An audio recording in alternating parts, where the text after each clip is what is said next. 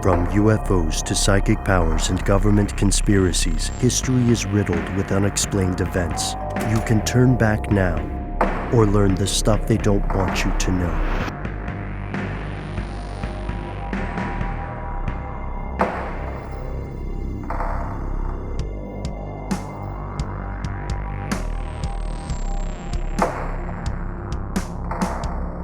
We had recently done an episode based on something we talked about in a strange news segment, which was the nature of addiction and video games. And Matt, you were sorely missed from this episode. Hope we did you proud.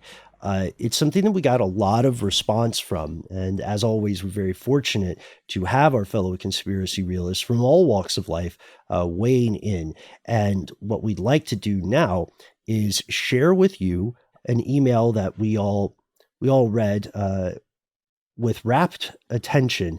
This is something that Noel especially wanted to get out there. And so we were thinking we could read this letter to you in full and then maybe just talk a little bit more about it.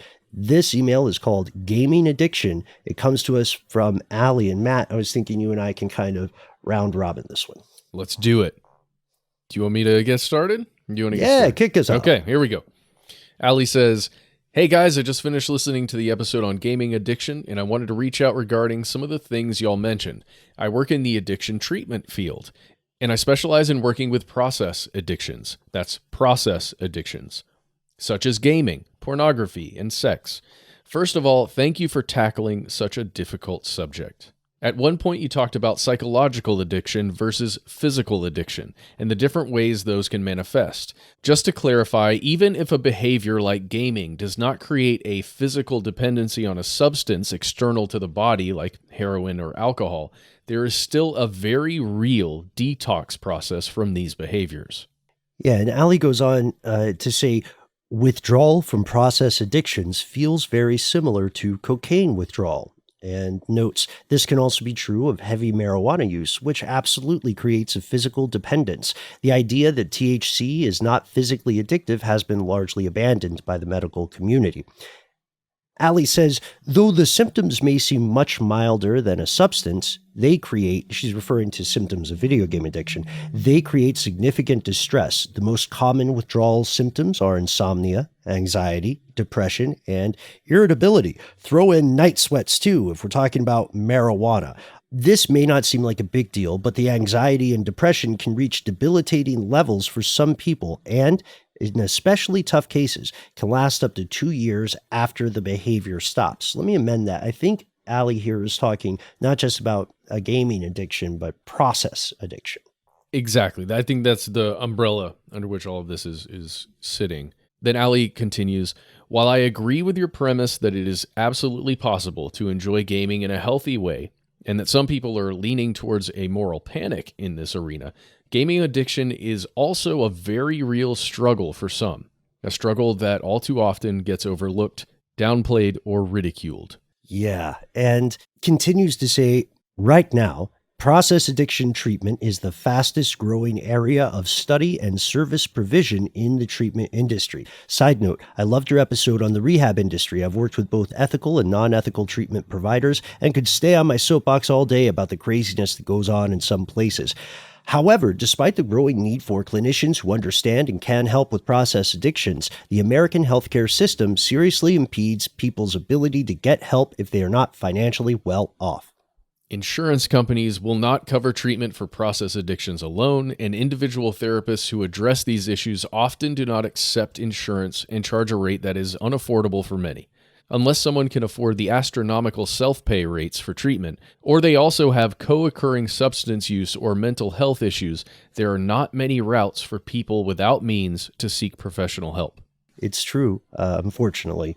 Fortunately, Allie continues, the peer recovery world for process addictions is also growing with groups like Online Gamers Anonymous, Sex and Love Addicts Anonymous, and Gamblers Anonymous. Many more people are able to get help than ever before. I know that was a lot, but I just wanted to chime in and let you all know about some of the additional complications that can go along with treating addictions like gaming. Thanks for all you do, Allie. So this is a lot of information. and we wanted to give you the direct verbatim words because Ali here is an expert.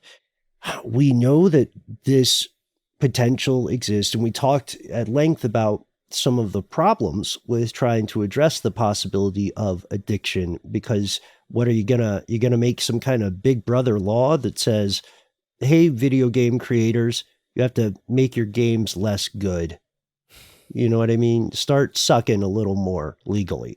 But like, that's an oversimplification, but it is it is very true that addiction is a real thing, and it can take many forms. It's not a, as we said before, it is not a moral failing of any sort. But in the case of something like video gaming, while it has precedence, right? Gambling, for instance, the fact of the matter is that in many ways, this is a newer technology in the grand scheme of things. And so there's still a lot of research to be done and a lot of things to learn, which is why this is such a quickly growing area of study. Matt, it is weird to imagine gaming in most, not all instances, as gambling, but without using any money and without the possibility of winning any money. Yes. Yeah. It's like if you've, depending on where you live in the world, if you've ever been in a gas station, you may have seen some things that look very much like, electronic slot machines. And sometimes they have a big sign over them, at least in Georgia, where they say it's illegal for these games to result in actual money. At which point the question becomes, what motivates you? Is it the dopamine release from playing the game? Because people in general, psychologically, love to feel that we have navigated rules successfully in a way that results in rewards. The species is so into this, in fact, that sometimes the nature of the reward doesn't matter. Dude, what is the reward in a gas station slot machine thing? Is it like, I wonder if it's like store credit. Maybe. I don't know. Maybe. I did know of an illegal gambling den in a gas station here in Atlanta, and they had the other slot things in the front as kind of a red herring, but in the back, it was poker at all hours. I did not participate. I literally saw the door open one day, and one of the guys who worked there was like, "Oh yeah, man, don't tell anybody, but that's where the big money moves." And still, to this day, I wonder what was on the other side of that door. But Matt, one thing that was interesting about this too, when we talk about the nature of a reward in a process addiction, is we talked in the earlier episode a little bit about badges and achievements and trophies in video games. And those, our brains recognize those as rewards, even if they're not something we were expecting, right? Like, what's a weird trophy you got? And then I know we've got to go to a commercial break, but I'm so interested in your experience. Like, what is a strange trophy you got? And you as well, Doc. What's the weirdest trophy? Oh, weird trophy. Or achievement, or, whatever they call them. I can't think of a really great one. Dude, I've been playing way too much Minecraft, which, you want to talk about an addictive game. My God. My son and I have been playing a lot, and it's just, I think I got one recently because I did something ridiculous. I don't know. It had to do with my death. I died in a way that I didn't expect to die. And it was like, hey, you got an achievement. Congratulations. You suck. Gave you some kind of Darwin Award. All right. I think it is amazing, though, because, again, even if we're not asking for those things consciously, when we get an achievement, it often feels like, the way you would feel if you got a trophy in real life, Yeah. Totally. For me, it's about an upgrade. If I can upgrade something, no matter what it is in a video game, I'm going to seek that out, and I'm going to upgrade. I'm going to get resources until I've got way too many, and I'm going to just keep upgrading until I can't anymore, and I max out everything. All about the grind. About the grind, yeah. It's a Skinner box, yeah. It feels like you're really getting something done. It feels like you're checking boxes, but it's just in a virtual world, and it probably doesn't matter.